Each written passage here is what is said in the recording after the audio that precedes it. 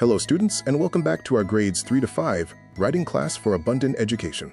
I am Teacher Chris, and today we have a fantastic lesson all about making our writing more colorful and exciting. We are going to practice using antonyms, learn how to support our ideas with strong details, and finish up by inventing the most delicious or disgusting meal in the universe. Make sure you have your worksheet and a pencil ready, and let's dive right in. Let's begin on page 2. Today we are looking at antonyms. An antonym is a word that means the exact opposite of another word. For example, if the light is too bright, you can turn it down and make it dim. Bright and dim are antonyms. Look at the word bank at the top. We have pairs like tidy and sloppy, attic and cellar, borrow and lend, and gracious and rude.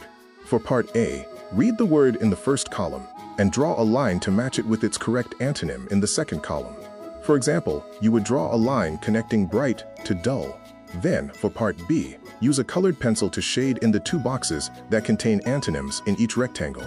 Finally, choose 6 of our vocabulary words to write your own creative sentences at the bottom of the page.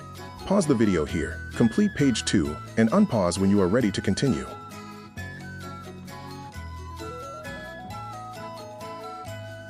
Welcome back. Now turn to page 3. When we make a claim in our writing, we have to back it up with examples. Read Ava's paragraph at the top of the page about why birds make good pets.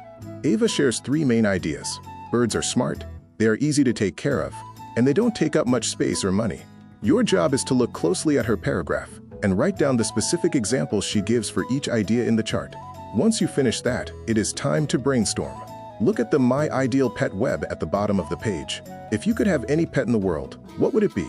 Fill in the bubbles with details about what it looks like, what it sounds like, what it does, and how you care for it. Pause the video now to find Ava's examples and brainstorm your ideal pet. Great job! Let's flip to page 4 and talk about describing words. A describing word helps your reader imagine exactly how something looks, feels, smells, sounds, or tastes. First, look at the buckets of fun. You have 6 different buckets, labeled with categories like size, taste or smell, sounds, feels, weather, and feelings.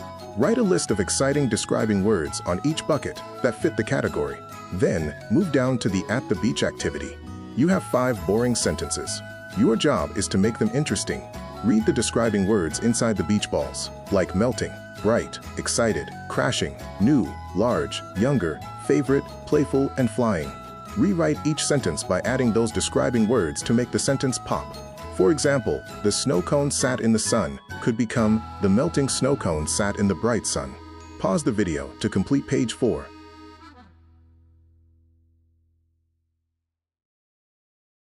We have made it to our final and most creative page. Imagine you are a famous chef who just invented the most delicious or the most disgusting meal in the universe. You need to describe it so vividly that your reader's mouth waters or their stomach turns. Step 1 is brainstorming. Use your 5 senses to plan the menu.